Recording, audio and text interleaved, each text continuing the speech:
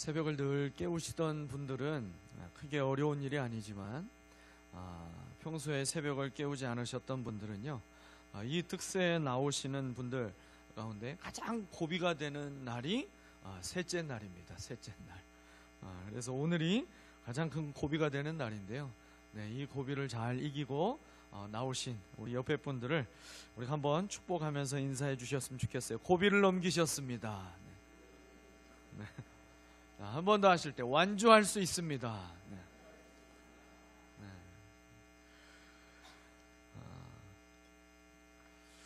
저도 제 생애 특세를 인도하는 게 처음입니다.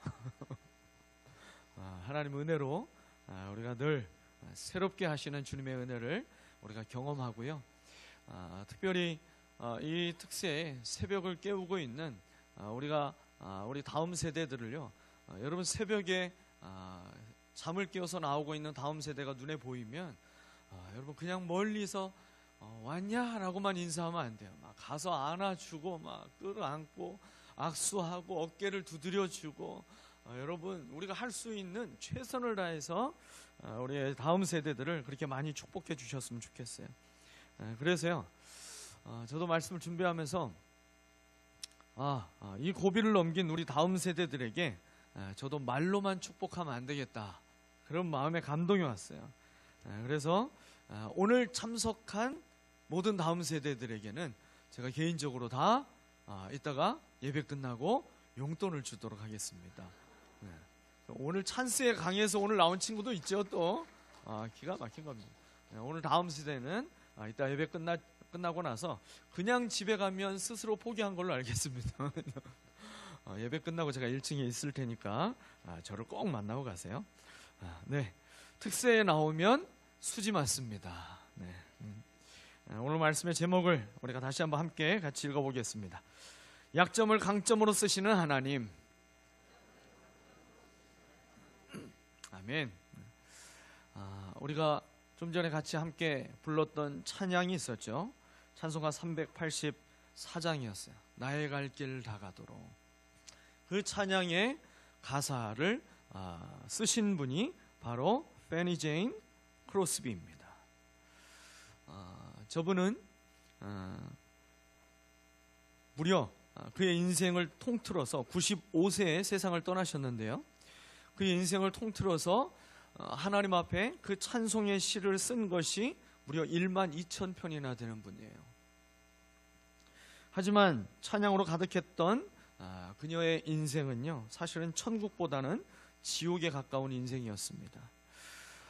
페니는 1820년에 뉴욕의 작은 마을 이 푸트남에서 경건한 청교도 가정에서 태어나게 됩니다. 태어난 지 6주 만에 열병을 알아가지고 병원에 갔는데 이 의사가 돌팔이 의사였어요. 엉뚱한 것을 약을 처방하고 잘못 그 약을 눈에다가 바르는 바람에 그 눈이 실명을 하게 됐어요. 그래서 평생을 맹인으로 살게 됩니다. 계속해서 그 이후의 인생은요, 설상가상의 인생이 돼요. 페니가 이제 갓 돌이 지났을 때에 딸을 지극히 사랑하던 아버지가 중병에 걸려서 세상을 떠나게 됩니다. 그때 어머니의 나이가 21살이었어요. 그 어머니가 이제 페니를 할머니에게 맡기고 자기는 큰 도시에 가서 부잣집의 하녀로 일을 하게 됩니다. 그러다가 11살이 됐을 때 이 페니를 정말 눈물과 기도로 그리고 말씀으로 키우셨던 할머니가 세상을 떠나게 됩니다. 그가 38살이 됐을 때 1858년에 이 페니를 깊이 이해하고 사랑하던 같은 시각장애인 교사였던 베인이라는 사람이 이 페니와 결혼을 하게 됩니다. 결혼해서 아이를 낳았지만 그 아이가 곧 죽게 됩니다.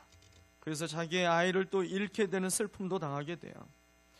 이 페니하고 베니 부부로 열심히 함께 살아가다가 1902년에 그 남편도 먼저 세상을 떠나게 됩니다. 이 페니 크로스비는요, 세상의 눈으로 볼 때에는 가장 불행한 삶을 살았던 슬픔의 여인이 바로 페니 제인 크로스비예요. 하지만 그녀는요, 하나님과 동행한 삶을 살았던 세상에서 가장 행복한 삶으로 기억되고 있습니다. 어느 날 기자가 이런 질문을 던졌어요. 어떻게 당신이 맹인인데도 그렇게 행복할 수 있나요? 당신의 눈을 상하게 만든 의사를 용서하기가 어려울 텐데 어떻게 당신은 그 모든 감정들을 다 소화하고 미워하지 않고 그렇게 행복하게 살아갈 수 있습니까? 그때 페니가 손을 막 저으면서 말했어요. 나는 그 사람에게 나쁜 감정이 전혀 없어요. 그리고 할머니는 나를 의자에 앉혀놓고 하나님께서 내게 가장 좋은 것을 주시겠다는 약속을 가르쳐 주셨지요. 결국 하나님은 그렇게 해 주셨어요. 주님은 보이지 않는 나를 사용하셔서 그분의 뜻을 세상에 보여주셨어요. 이 페니가 이제 완전히 노인이 되었을 때 또 한 기자가 찾아와서 그에게 질문합니다. 페니 여사님, 하나님께서 당신을 다시 태어나게 하시고 단 한 가지의 소원을 들어주신다면 무엇을 구하시겠습니까?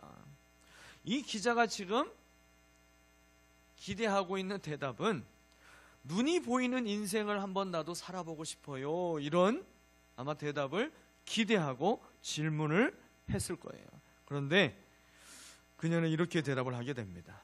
단 한 가지의 소원이라면 저는 다시 맹인이 되게 해달라고 구할 것입니다. 그 이유는 저는 제가 가장 사랑하는 주님의 얼굴을 제일 처음으로 보고 싶기 때문입니다. 원치 않는 장애를 안고 살아갔어요. 사랑하는 사람들을 모두 다 먼저 떠나보냈습니다. 슬픔의 연속의 인생이었지만 하나님을 믿는 믿음이 그녀의 영적인 눈을 크고 밝게 띄워주셨고, 그래서 그녀는요, 누구도 볼 수 없는 하나님의 은혜를 바라보며 그의 인생을 통해서 찬양의 향기가 진하게 퍼져가는 인생이 되도록 하나님이 이 페니 제인 크로스비를 쓰셨다라는 사실입니다. 우리는 대부분 약점이 없는 사람, 재능이 탁월한 사람, 남다른 장점이 많은 사람만 큰 일을 할 수 있다라고 생각해요. 근데 성경을 보면 장점이 많은 사람보다요, 단점 투성이의 사람을 하나님이 들어서 쓰시는 이야기들이 허다합니다. 왜 그러실까요? 우리 하나님은 전능하신 하나님이시기 때문입니다. 그 하나님의 손에 올려진 모든 것을 통해서 하나님은 하나님만이 하실 수 있는 기적의 역사를 보여주시며 그 하나님의 선하신 역사가 이 땅 가운데 지속될 수 있도록 부족하고 연약하고 약점 투성이인 그 인생들을 주님은 사용하신다라는 거예요. 오늘 나누게 될 이스라엘의 두 번째 사사인 에훗을 통해서 우리는 전능하신 하나님을 발견하게 됩니다. 에훗에게 있었던 치명적인 약점을 강점으로 바꾸어 쓰신 전능하신 하나님이 오늘 약점 투성이인 저와 여러분의 인생을 쓰시기를 원하셔서 이 새벽을 깨우게 하셨고 거룩한 소원을 갖고 주님께 나오게 하신 줄 믿습니다. 이 새벽 에훗을 통해서 우리에게 말씀하시는 주님의 음성을 듣고 그리고 믿음으로 주님의 뜻을 붙잡고 순종해서 하나님께 쓰임받는 인생이 되시기를 축원합니다. 이스라엘의 첫 번째 사사인 온니엘을 우리가 어제 봤었죠. 이 온니엘을 통해서 하나님이 메소포타미아 왕 구산 리사다임, 이 구산 리사다임의 손에서 이스라엘을 건져내 주시잖아요. 그리고 이스라엘이 평화를 40년 동안 누리게 됩니다. 근데요, 하나님이 처음부터 40년의 기간을 정해놓고 평화를 누리게 하셨을까요? 전혀 아니죠. 하나님이 주시는 그 평화는요, 하나님과 계속해서 관계가 지속되고 그 하나님의 뜻에 지속적으로 순종하고 있는 사람에게 무한대로 누리게 하시는 하나님의 평화인 거예요. 그러나 그들이 40년 밖에 누리지 못하고 다시 죄의 길로 빠지게 된 것이죠. 평화의 시기에 다시 우상 앞에 하나 둘씩 나아가면서 결국 우상을 섬기는 것이 시대의 유행이 되도록 바꿔버렸고, 하나님을 섬기는 것은 유행이 지난 구시대적인 삶으로 여기게 만들었어요. 하나님의 목전에서 또 악한 일을 저지르게 됩니다. 이 또라는 단어, 다시라는 단어가 이 사사기에서 계속 또 나오고 있어요. 그들이 하나님께서 참으로 기적 같은 그 구원을 경험하게 하셨으면 그 하나님만 온전히 섬겨야 될 텐데, 그들은 또 악을 행했어요. 또 악을 행하며 하나님의 그 징계를 받게 되어졌다는 것이죠. 이 악한 일에 사랑의 하나님께서 그들을 징계하시는데, 이제 지난번과는 좀 다른 형태로 징계를 하시게 됩니다. 지난번에는 먼 나라의 그 메소포타미아 왕을 들어서 사용하셨다면, 이번에는요, 그들이 이 족속이 우리에게 전쟁을 걸어와?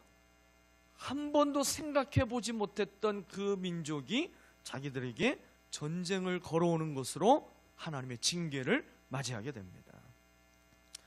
바로 모압을 통해서 하나님이 이스라엘을 징계하십니다. 근데 이 모압은요, 모세가 광야를 지나갈 때에 그때 몇몇 그 이방 족속과 싸움을 하게 되잖아요, 전쟁을. 그런데요, 하나님께서 싸우지 말라고 했던 족속 가운데 하나가 이 모압 족속이에요. 모압 족속. 이 모압은 암몬과 에돔, 그들과 함께 이스라엘 백성과 전쟁을 치르지 않는 족속입니다. 하나님께서 신명기 2장을 보게 되면 에돔은 에서의 자손이니까 건들지 말라고 하셨어요. 그리고 모압과 암몬은 아브라함의 조카 롯의 자손이니까 건들지 말라고 그랬어요. 그러니까 가나안에 정착하기까지 모압은요, 이스라엘하고는 적대적인 관계가 아니라 어느 정도 평화의 관계를 유지한 족속이 모압 족속이에요. 이스라엘과 모압은 서로에게 피해를 준 것 없이 그냥 서로의 존재를 그렇게 인정해 주면서 지냈기 때문에 모압이 이스라엘을 공격하여 괴롭힐 거라고 누구도 예상을 하지 못하는 것입니다. 여러분, 하나님의 목전에서 악을 행한 이스라엘에게 하나님은 예상치 못한 모압을 통해서 고난을 겪게 하셨어요. 여러분, 그런 것처럼 우리 인생도요, 우리가 하나님을 멀리하고 세상이라고 하는 그 우상을 따르게 되면 죄에서 돌이킬 수 있도록, 그 죄에서 돌이키기를 원하시는 주님의 지팡이와 막대기가 우리의 인생을 치실 때가 있다라는 거죠. 근데 하나님이 치실 때에는요, 항상 그런 건 아니지만 많은 경우에 내가 자신 있어 하는 그 부분을 치십니다. 여러분, 그런 경험이 없으세요?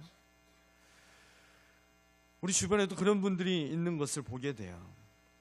건강만큼은 자신했던 사람인데 그 건강이 무너져서 한순간에 건강에 문제가 생겨서 세상을 떠난 사람들도 보게 됩니다.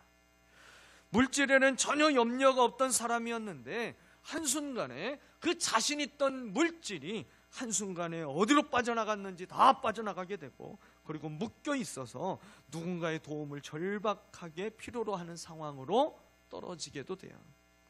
타고난 재능으로 큰 노력 없이 그렇게 살아가던 사람도요, 한순간에 그 재능을 잃게 돼서요, 마치 인생 전체를 다 잃은 것처럼 절망하고 낙심하며 그 생명을 버리는 사람도 있었죠.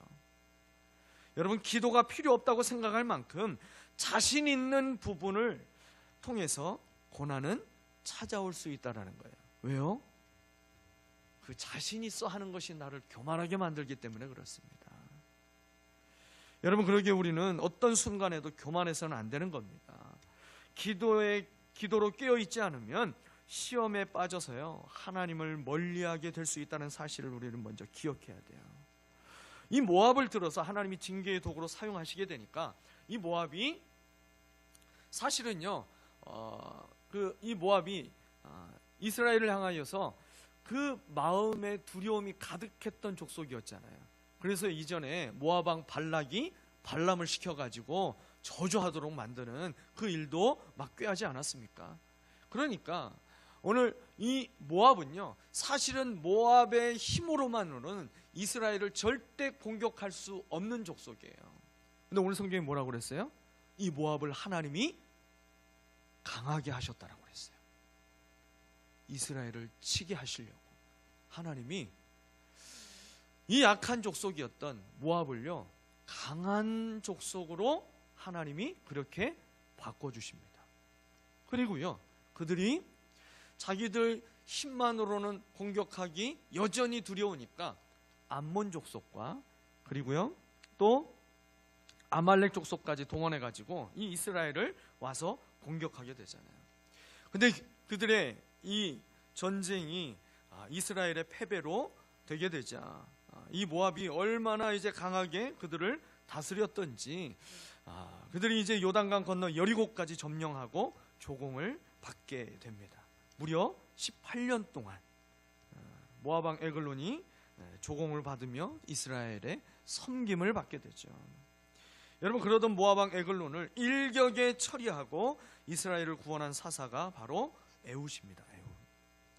그런데 그를 묘사하고 있는 성경의 내용이 한 가지 궁금증을 유발하게 만들어요. 그것은 에훗에게 이 왼손잡이라고 하는 수식어가 붙어 있다라는 것입니다. 오늘 본문 15절이죠. 그가 곧 베냐민 지파 게라의 아들인 왼손잡이 에훗이다.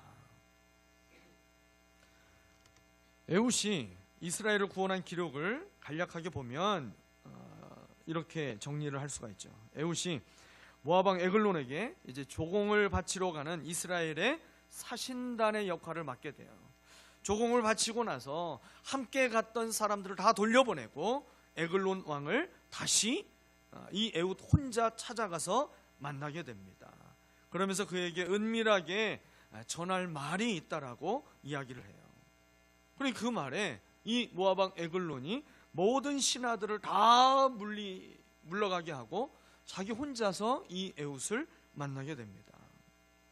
이 에훗이 하나님이 당신에게 하실 말씀이 있습니다. 하나님의 말씀을 전하려고 합니다. 그렇게 되자 이 에글론이 마치 신의 계시를 받기 위해서 일어서듯이 그가 몸을 일으켜서 일어서게 됩니다. 그가 일어서자마자 이 에훗이 자기의 오른쪽 다리에 숨겨져 있었던 몰래 가지고 들어갔던 이제 성경에 보면 이 세 번역에서는 한 자로 되어 있지만 개역 성경에 보면 한 규빗의 칼이라고 그랬어요. 그러니까 한 규빗이면 손바닥, 이 손가락 끝부터 팔꿈치까지니까 한 45cm, 50cm의 칼을 그가 이 오른쪽 다리에다가 숨기고 한 것이죠. 왼손잡이였으니까 왼손으로 뽑아서 이 에글론을 단칼에 그의 배를 깊이 찌르게 됩니다. 그 칼이 얼마나 강하게 들어갔던지 그 몸을 뚫고 나왔다고 그랬죠. 왕궁을 몰래 빠져나와서 이제 이스라엘 민족을 이끌고 모압의 아주 용맹스러운 장수들, 군인들 1만 명을 쳐 죽였다라고 성경이 기록하고 있어요. 그리고 나서 이스라엘이 모압의 속국이었는데 이 모압을 지배하는 나라로 역전되게 됩니다. 그리고 하나님의 평화를 80년 동안 누리게 돼요. 여러분, 이 80년의 평화는요, 사사시대 때 가장 길게 평화를 누린 시기가 바로 이 에훗이 사사로 있었던 시기입니다. 여러분, 이런 위대한 사사로 쓰임받은 에훗을 소개할 때 왜 왼손잡이임을 성경이 이야기를 하고 있을까요? 다른 사사들은 다 오른손잡이인데 왜 이 에훗 한 사람만 딱 왼손잡이니까 왼손잡이라는 말을 기록을 했을까요? 여러분, 이 왼손잡이라는 말의 의미를 정확하게 알 필요가 있어요. 그래서 성경 원어를 분석해 놓은 것을 제가 보게 되니까 이 부분을 히브리어로 이렇게 기록하고 있었어요. 이쉬, 이테르, 야드, 여미노. 우리가 새벽이라 발음이 쉽지 않겠지만 우리가 한번 이것을 읽어보셨으면 좋겠어요. 한번 같이 읽어보겠습니다. 시작. 이쉬, 이테르, 야드, 여미노. 어떤 그 복음송 가수 김보규라는 가수가 그런 찬양을 불렀어요. 이쉬가 이샤에게, 이거는 이제 아담이 남자가 여자에게, 하와에게 하는 그 고백을 이제 이씨가 이샤에게, 그런 이제 찬양의 그런 가사의 찬양이 있는데요. 바로 그 이씨입니다. 이씨. 저 이씨는 뜻이 남자라는 뜻이에요. 그리고 이테르는 불구다, 장애가 있다, 그런 뜻이고요. 야드는 손이라는 뜻이고, 여미노는 오른쪽이라는 거예요. 그러니까 이 단어를 전부 다 조합하면 어떤 말이에요? 오른손이 불구인 사람, 오른손에 장애가 있는 남자, 이게 왼손잡이 에웃이라는 말의 히브리어의 원 본문입니다. 에웃은요 베냐민 지파 출신이라고 그랬어요. 베냐민은 오른손의 아들이라는 뜻이 바로 베냐민입니다. 베냐민. 오른손의 아들이라는 이름의 지파에서 태어났는데, 오른손을 쓸 수 없는 장애를 만나서 오른손이 묶여지고 점점 말라서 사용할 수 없는, 그래서 왼손을 쓸 수밖에 없는 사람이 에웃이었어요. 에웃. 당시 장애는요 하나님의 저주라고 여겨졌습니다. 그래서요 장애가 있는 사람은 성소에도 들어갈 수가 없었어요. 제사장의 혈통이어도요 장애가 있게 되면 그는 제사장으로서 사역을 할 수 없게 됐습니다. 그럼에도 불구하고 하나님은 그를 통해서 이제 민족을 구원하십니다. 여러분, 그러므로 이 왼손잡이 에웃이라고 기록한 이유는 오른손에 장애가 있음에도 그를 통해 하나님은 민족을 구원하는 일에 그의 장애가 전혀 문제가 되지 않도록 하나님이 역사해 주셨다라는 것을 보여주시고 있죠. 또한 에웃이 가지고 있던 이 장애라고 하는 이 약점이요, 에글론을 죽이고 이스라엘을 구원하는 일에 결정적인 도구로 쓰임받게 되는 것도 오늘 본문에서 우리가 볼 수가 있습니다. 여러분, 그가 오른손을 쓰지 못하고 있는 장애가 있기 때문에 이 오른손이라는 것 자체가 무엇을 상징하냐면 힘과 능력을 상징하는 거예요. 여러분, 그래서요 성경에서도 하나님의 권능을 나타낼 때에 하나님의 오른손이, 이걸 여러 번 성경에서도 기록하고 있잖아요. 능력과 힘과 권능을 나타내는 것이 바로 오른손인데, 이 오른손에 장애가 있는 이 에웃을 에글론이 쳐다보면서요, 아이고 저 오른손도 못 쓰는 인간이 무슨 위협이 될 수 있겠나, 모압왕 에글론이 그렇게 생각했기 때문에 신하들을 전부 다 물리쳤다라는 거예요. 여러분, 안 그러면 자기의 속국에 지금 어떤 사람인지 제대로 알지 못하는데, 저가 나를 어떻게 공격하고 위협할지 알지 못하는데 어떻게 옆에 호위하는 군사도 놔두지 않고 전부 다 물리칠 수 있겠습니까? 에글론은요 오늘 본문 17절에 보니까 그에 대해서 성경이 이렇게 묘사하고 있었어요. 살이 많이 찐 사람이었다. 살이 많이 디룩디룩했다는 거예요. 디룩디룩. 여러분, 18년 동안 이스라엘의 조공을 받으면서 호의호식했으니 얼마나 그 욕심이 차고 흘러 넘치고 있겠습니까? 그의 외모를 지금 묘사하고 있는 이유는 그만큼 탐욕이 많았던 사람이라는 거예요. 몸이 비둔하고 공격이나 방어도 하기 어려운 몸을 가지고 에웃의 장애를 보면서 우습게 여기며 혼자 상대해도 이길 수 있다라고 생각했던 이 교만한 자가 바로 에글론이었죠. 에글론의 교만은요 아주 처참하게 죽임을 당하는 것으로 끝나게 됩니다.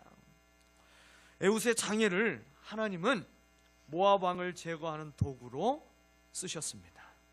민족을 구원하는 일에 에웃의 약점을 강점으로 쓰신 것입니다.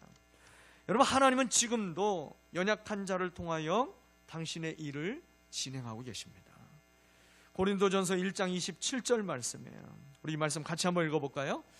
그러나 하나님께서 세상에 미련한 것들을 택하사 지혜 있는 자들을 부끄럽게 하려 하시고 세상에 약한 것들을 택하사 강한 것들을 부끄럽게 하려 하시며. 여러분, 이 편지를 썼던 사도 바울도 자신에게 있던 육체의 가시와 같은 이 질병에 대해서 그가 무엇이라고 믿음으로 해석하냐면, 하나님이 내게 이 육체의 가시와 같은 질병을 주신 것은 나로 하여금 교만하지 않게 하려고 하나님이 내게 이 질병을 주셨습니다. 믿음이 있는 자는요, 자신에게 있는 그 약점을 하나님의 은혜로 해석합니다. 내게 반드시 유익이 되도록 하기 위해서 하나님이 내게 이 약점을 주셨다라고 믿음으로 해석할 줄 안다라는 거예요. 하지만 고통스러워서 바울도요, 이 질병을 좀 고쳐달라고 3번 간절하게 그가 기도했잖아요. 그가 그렇게 기도했을 때 주님의 응답이 뭐라고 왔습니까? 그 응답이 고린도 후서 12장 9절 말씀이에요. 같이 읽겠습니다. 내 은혜가 내게 족하다. 내 능력은 약한 데서 완전하게 된다. 바울은요, 건강에도 약점이 있었지만 그의 외모에도 심각한 약점이 있던 사람이 바울입니다. 2세기에 기록됐던 이 교회 전승에 의하면요, 바울의 외모에 대해서 이렇게 기록하고 있어요.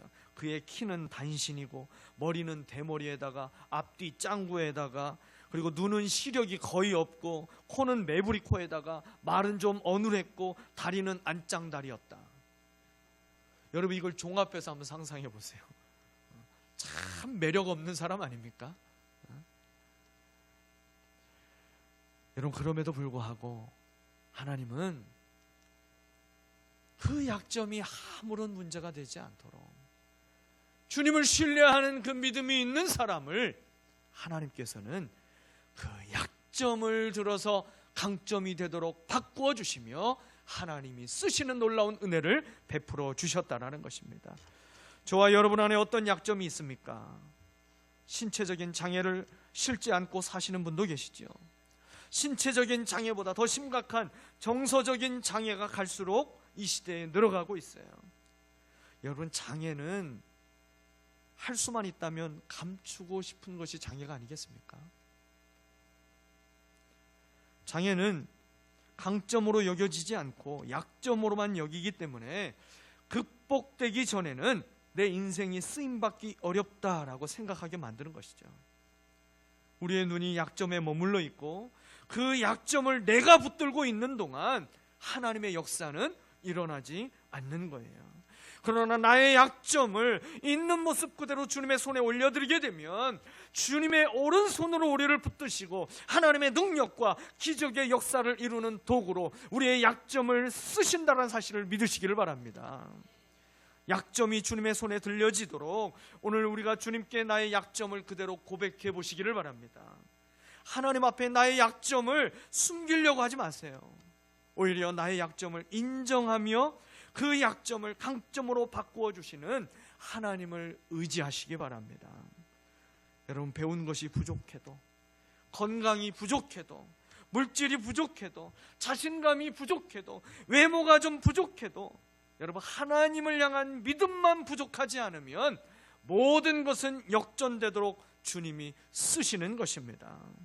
여러분, 우리의 시선이 나의 약점에서 전능하신 하나님께로 옮겨져야 하나님의 전능하신 역사가 시작되는 것입니다. 무엇보다도 계속적으로 나를 넘어지게 만드는 죄가 무엇인지 고백해 보시기를 바랍니다.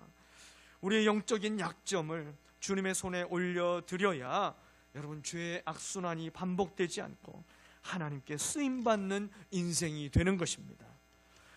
에글론에게 조공을 바치듯 여러분, 나의 시간과 물질과 에너지를 빼앗아가고 있는 그 죄된 습관을 우리가 주님 앞에 올려드릴 때 비로소 끊어지게 되는 것입니다. 오늘 우리 자신이 하나님 앞에 서 있는 왼손잡이 에웃이 될 때 그 어떤 강한 오른손도 해낼 수 없는 여러분, 크고 놀라운 하나님의 구원의 역사에 쓰임받는 축복이 임하게 되는 줄 믿으시기를 바랍니다. 우리의 자녀들의 약점을 바라보면서 한숨과 눈물을 짓지 않고 역전시키시는 전능하신 하나님으로 인해서 여러분, 감사와 찬양이 회복되는 믿음의 가정들이 다 되시기를 주님의 이름으로 축원합니다. 우리 함께 찬양하고 같이 기도하도록 하겠습니다. 약할 때 강함 되시네. 우리 찬양 같이 믿음으로 드리고요. 주님, 나의 모든 연약함을 주님이 아십니다. 하나님, 우리 가정의 연약함을 주님이 아십니다. 우리의 자녀들의 연약함을 주님이 아십니다. 하나님, 우리 목장의 연약함을 주님이 아십니다. 하나님, 이 나라 민족의 주님 연약함을 주님이 아십니다. 주님, 믿음의 사람들을 통하여서 겨자씨만한 나의 믿음을 주님께서는 보시고 나의 약점을 강점으로 바꾸어 주시며 전능하신 하나님의 역사를 이 땅에서 이루며 살아갈 수 있도록 하나님, 나를 사용하여 주옵소서. 우리의 자녀들을 사용하여 주옵소서. 우리의 목장과 교회와 하나님 믿음의 지체들을 사용하여 주옵소서. 우리 하나님 앞에 그렇게 같이 기도하기를 원합니다. 약할 때 강함 되시네. 약할 때 강함 되시네. 나의 보배가 되신 주 나의 모든 것. 주 안에 있는 보물을 나는 포기할 수 없네. 주 나의 모든 것. 예수 어린 양, 예수 어린 양,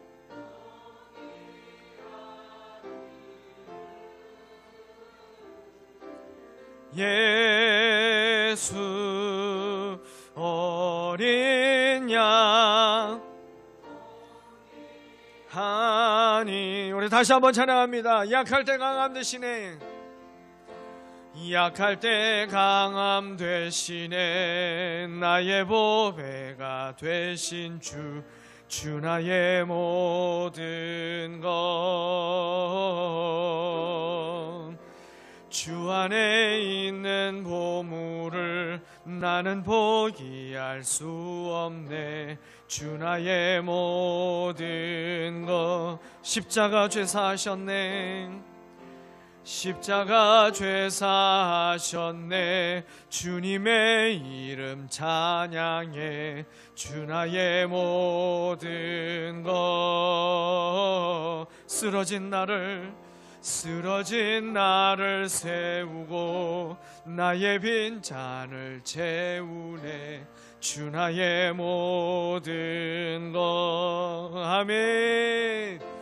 예수 어린 양, 존귀한 이름. 예수 어린 양, 존귀한 예수 어린 양, 예수 어린 양, 존귀한 이름.